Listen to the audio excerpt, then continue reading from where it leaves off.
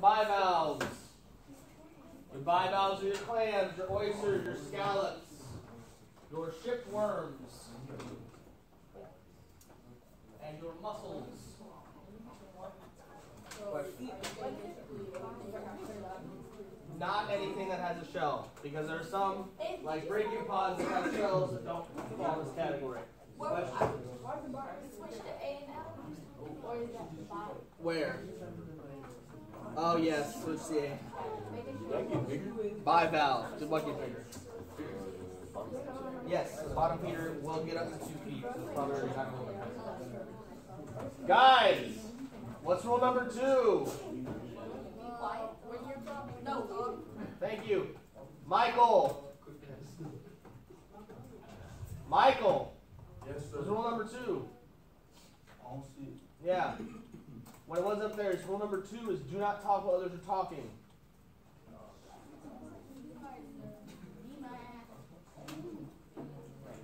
There are 5 groups.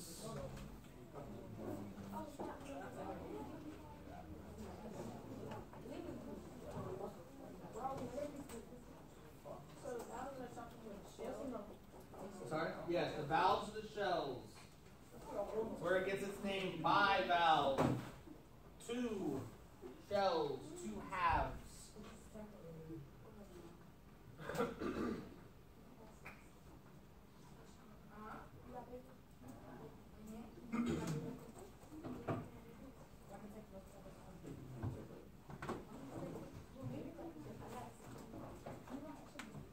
These are your clams. Why is it so hard to open? These are your oysters, your mussels, your scallops, your shipworms. We'll talk about that in a minute. That is unfortunate.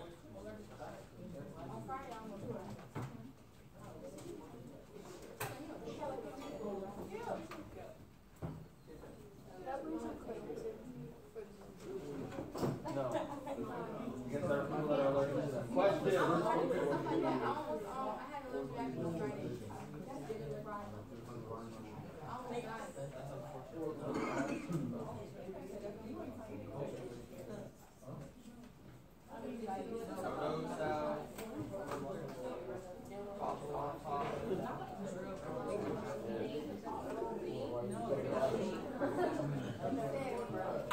All right, volume says we're ready to go. The anatomy of bivalves. This is important. Why are bivalves so hard to open? They have 2 adductor muscles. 2 adductor muscles. These muscles are extremely tough. When it wants to close its shell, it will tense the adductor muscles and keep them tense to prevent it from being opened by a predator. Which is why when you take a fresh clam, oyster, or mussel and you're trying to open it, it is so difficult to open. Nearly impossible. Why a chef will use a knife to cut the lip and pry it open. We already talked about the 2 valves in the last slide. Their foot gives them mobility, the ability to move around. This right here is their foot. In some organisms, in some bivalves, the foot's very small. It doesn't need to move very much. Mussels and oysters that embed themselves on a surface don't need a very large foot. A clam and a scallop do. They have to be mobile. So we'll see a video in a minute of what it looks like. The umbo is the area around the hinge. That is the oldest shell on the bivalve. Question. What could be a benefit of having adductor muscles? Besides protection? It helps it trap food. So if it eats something that's not plankton, like say if it tries to eat a shrimp, then the adductor muscles close, keep the shrimp inside, and the shrimp can't get out. Okay. So think of it like a Venus flytrap. Once it's closed, it can only open itself. It can't be opened. If they try to bite your finger, if you're close enough to stick your finger in an open clam, I would recommend not doing it because it is very hard for you to get it out. You would have to kill the animal to get your finger back out. Or the animal would have to release it on its own. So the umbo is here. It's the oldest part of the shell. So when it's a baby, it's very small. As it grows, that part of the shell becomes the umbo. The hinge is where it opens. There's only one hinge on a bivalve. It's in the back.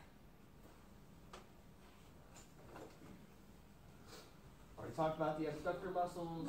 The palps are how it eats. So it has that opening where it'll open. If it has the incurrent siphon, it wants to get its food, it will open the incurrent siphon, and in will flow water as well as food. Most of these are filter feeders.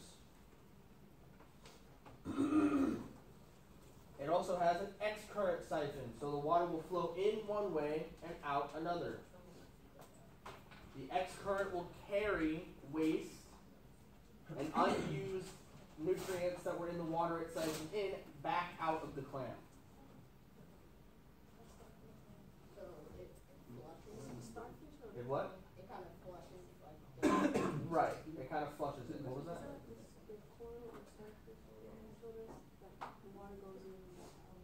The porifera, the sponge? Yes, it's kind of like that, except this one has one opening and one exit. Or one entrance and one exit.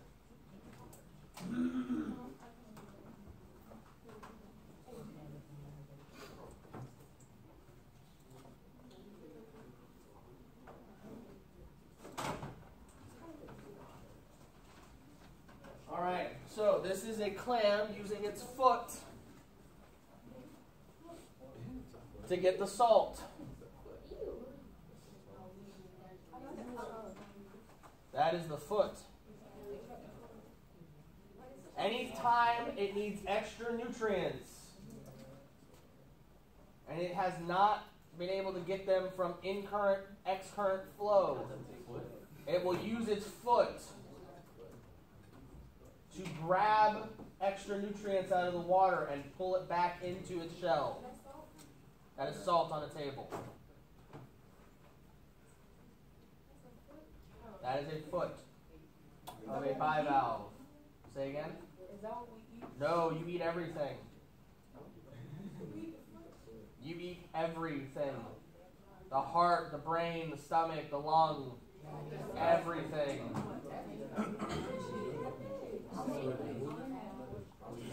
That's how they move as well.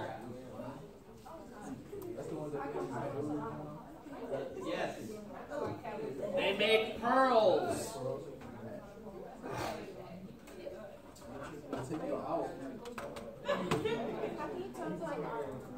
Sorry?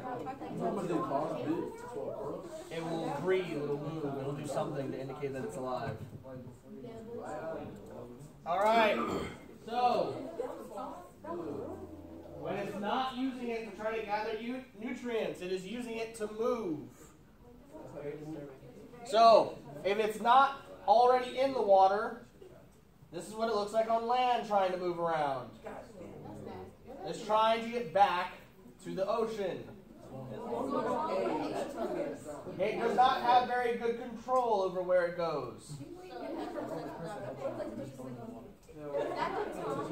That is the foot. Because that is the foot. It looks like a tongue because they are very basic organisms.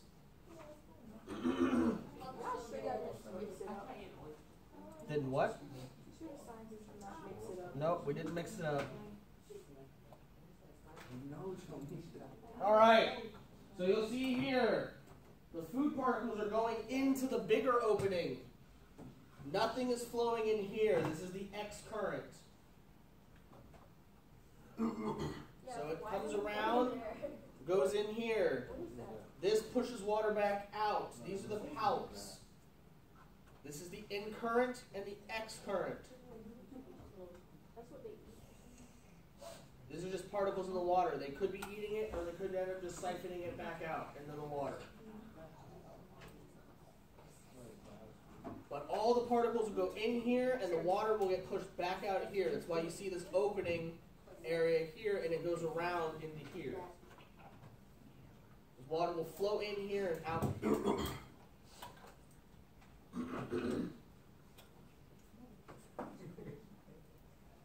When it's not flowing, the water just goes by.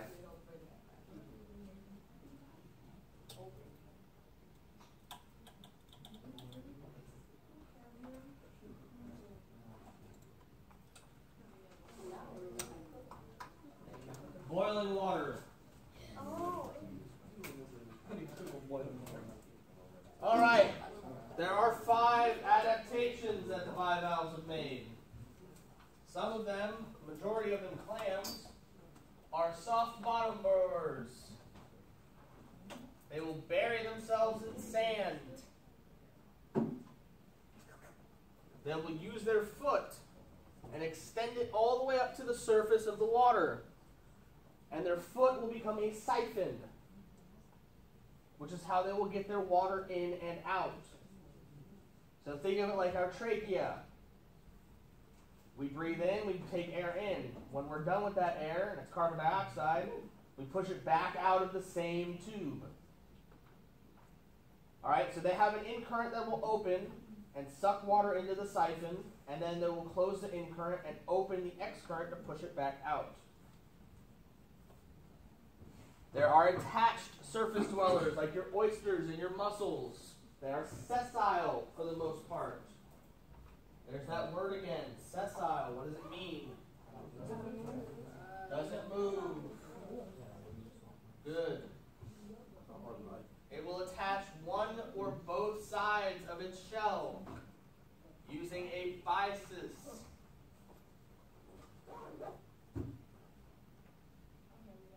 It will create byssal threads. So, we have a cluster of mussels and a cluster of oysters.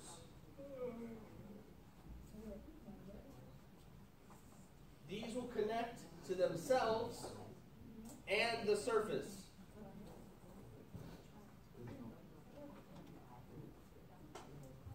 Sam, rule number 2. Thank you. They'll connect to each other and to the surface that they're on.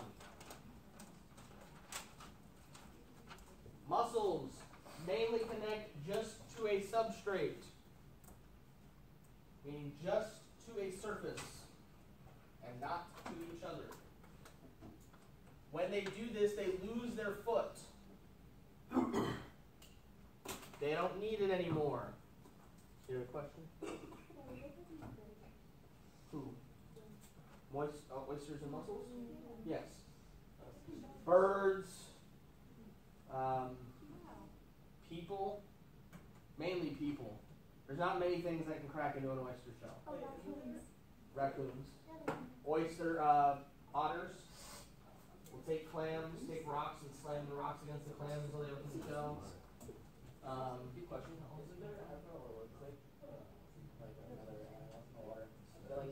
Drills a hole inside the shell and then takes everything inside of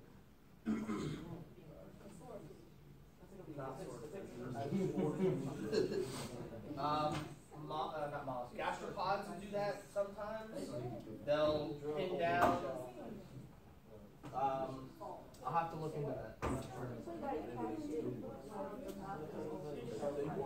Well, no, not necessarily. See, what will happen is this. A predator will come along, and a bird, for instance, will take it in its beak, fly up really high, and drop it on a rock. Fly back down and eat it. So, animals have found very clever ways to get to the meat of bivalves. Justice.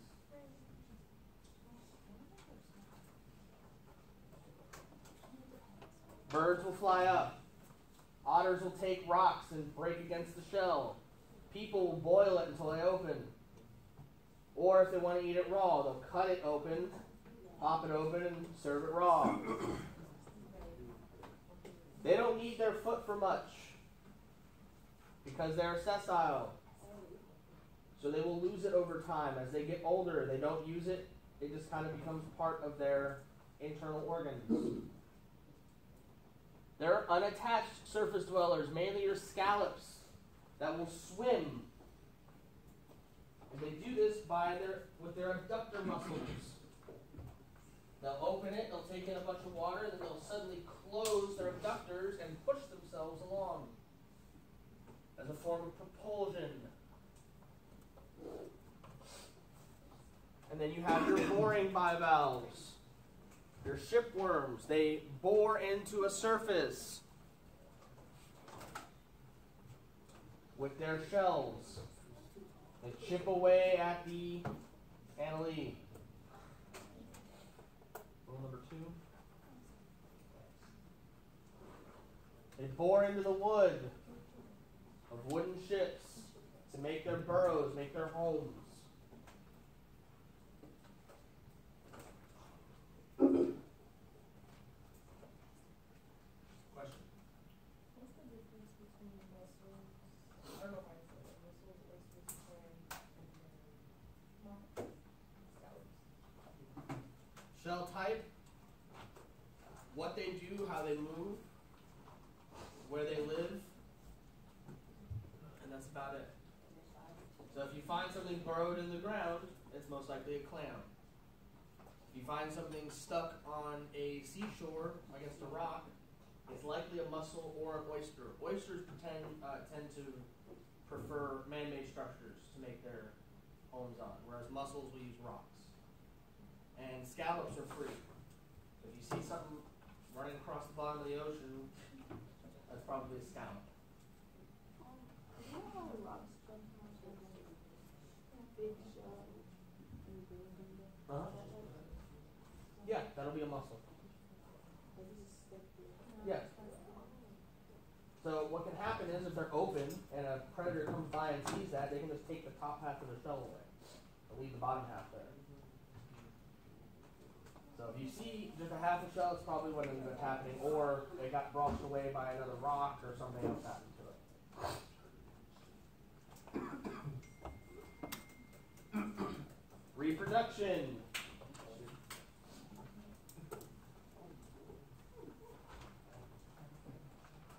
For bivalves, it's relatively simple. They release the sperm into the water column. The sperm is taken in by the female.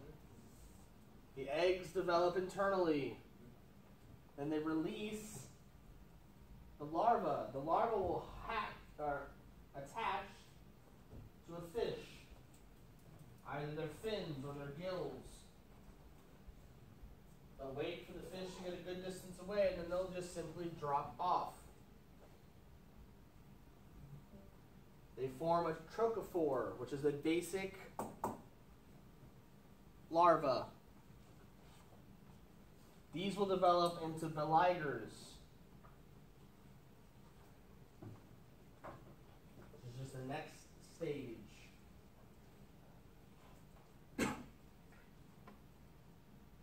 Here. This will evolve into petty beliger, which means it has a foot now, an actual foot. They will go through a metamorphosis process. And then they will fall back down to the seafloor, and like this clam here, will burrow itself into the sand. The ones that attach to the fish live there until they're already are past metamorphosis in the juvenile stage, and then they too will fall to the seafloor and live out the rest of their lives.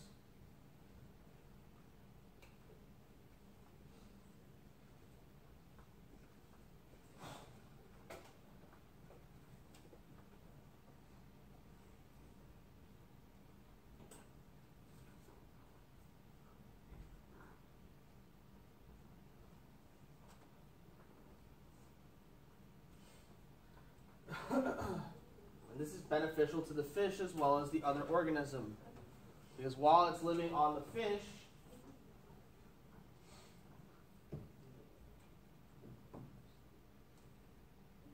while it's living on the fish, it will keep microscopic organisms that may be harmful to the fish away from the fish's gills and fins. And the fish gives it mobility that it might not otherwise have.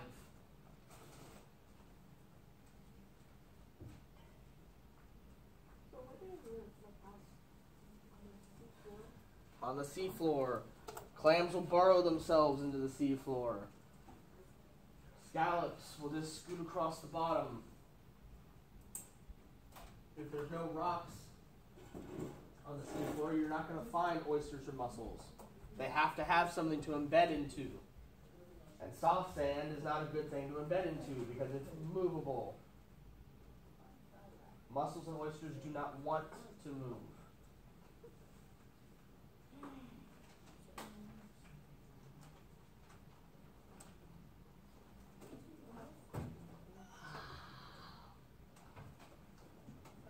Thanks, Velociraptor.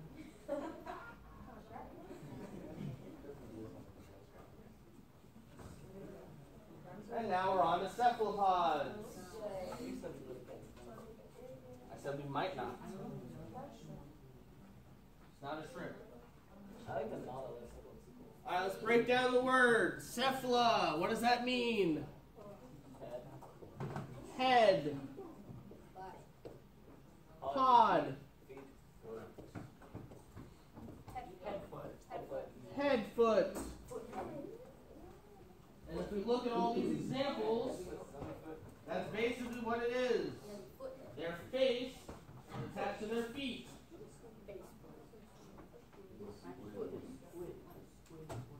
Squid, octopi, nautilus, and cuttlefish are all cephalopods.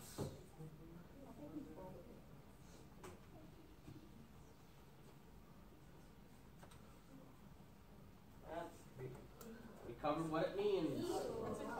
That is a nautilus. It's not a cuttlefish. That is a nautilus.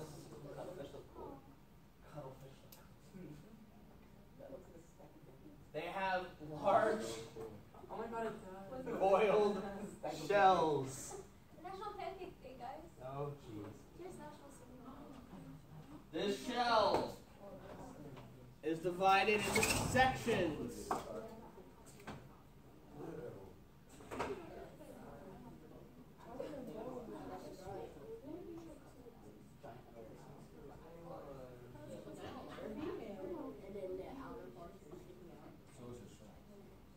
These sections are known as septa.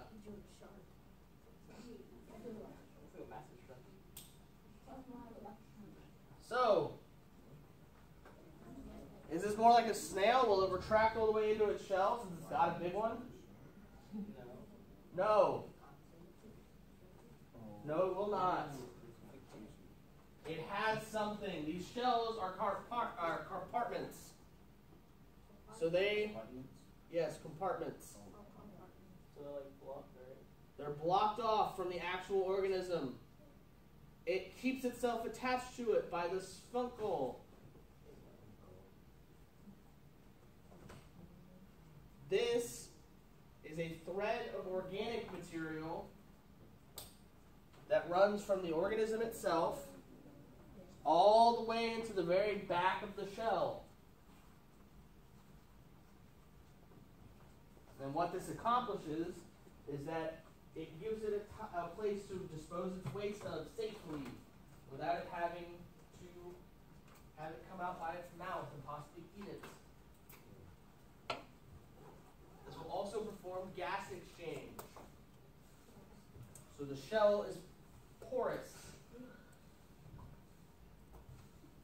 And in times where it needs to move very quickly, it can push water all the way into the very last septa and then force it out through the external valve, push all the water out and get a nice jet boost. When you see squid and octopus do this, doing the same process. They take in the water and then they push it out really quickly. And so they jet away. And it looks like they're going backwards. sorry? He's asking if you have tentacles. Yes. They have 60 to 90 tentacles. Where? Right here. This is all tentacles. Pancakes. They're pancakes. Oh, it comes out? Not pancakes. They come out. We're here at school. No one said you can't have pancakes for lunch. For dinner.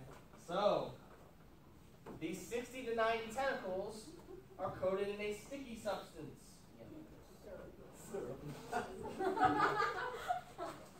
Not syrup. This allows them to catch prey easier. Not us. It's a very nice picture. I'm sure people will really enjoy that.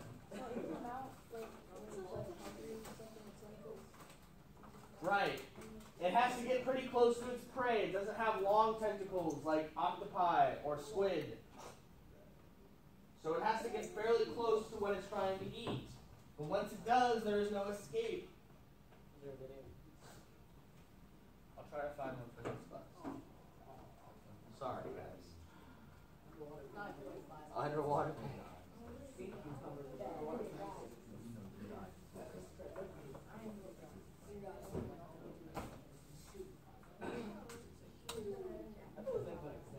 That's a cuttlefish.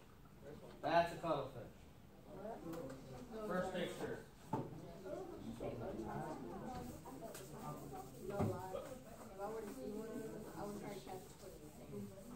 It's the last slide for the day, guys.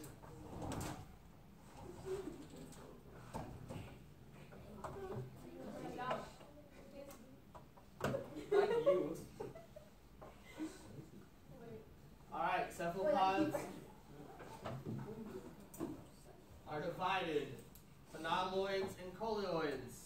The coleoids are your cuttlefish, squid, and octopus.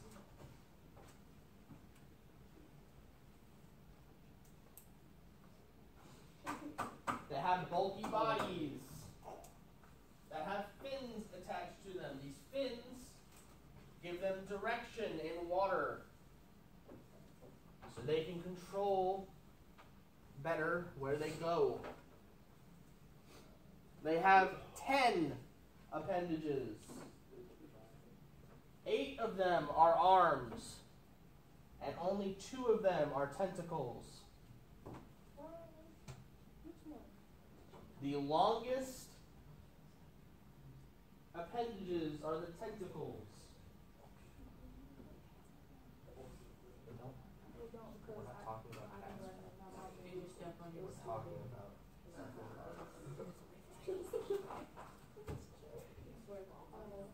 cuttlefish have internalized shells right below the head region. This helps them with their propulsion. It builds up pressure and then forces it back out. And with the sound effect, shoots off into the distance. It's a good way to escape predators. Squid and octopus have an additional defense mechanism. Their ink. When they want to escape, they squirt the ink into the water. They give it a second to disperse. And then they swim away using the same technique. They'll fill their mantle, push it out, and jet away. With the ink as a distraction, the predator cannot tell where the squid or octopus is going.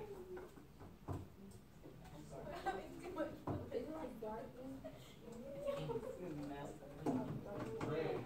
So octopus and squid are nest predators. Octopus, their suckers do not have teeth, but squid's suckers do. Squid's arms and tentacles have suckers on them. No.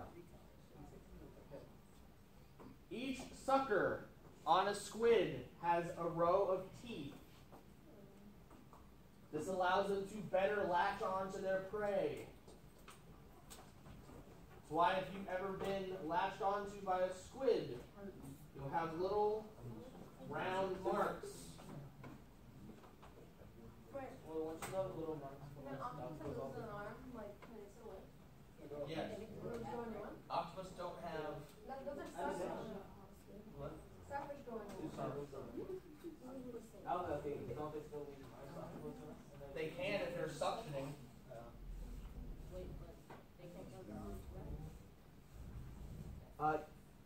Yes and no. Depends on how much of the arm they lose. So, like, if you cut a little piece off, it'll grow back. Possibly. But if you cut it off at the base, probably not.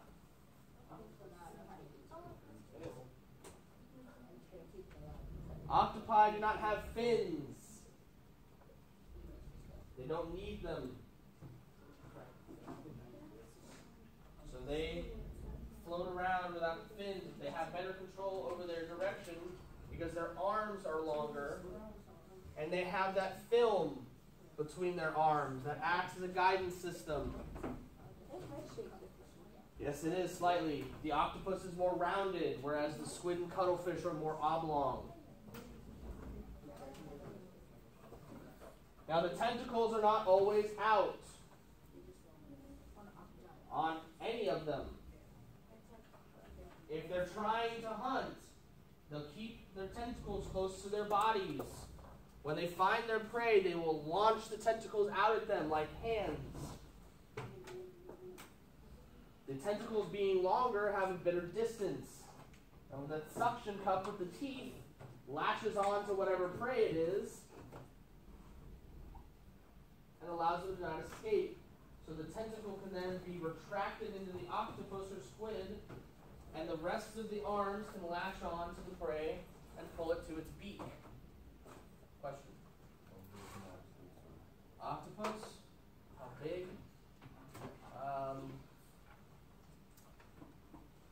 They don't get very large. I think the biggest one on record is 5 feet. Probably wrong, but I have to look. Giant squid can get up to 35, 40 meters. Bless you. Oh, okay, so that's the squid I was thinking of. Yeah, giant squid get very, very large. The biggest giant squid was as large as a blue whale.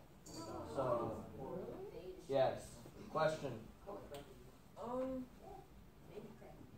know if it's octopus, if there's like another one, but it's like edible, it's like really small.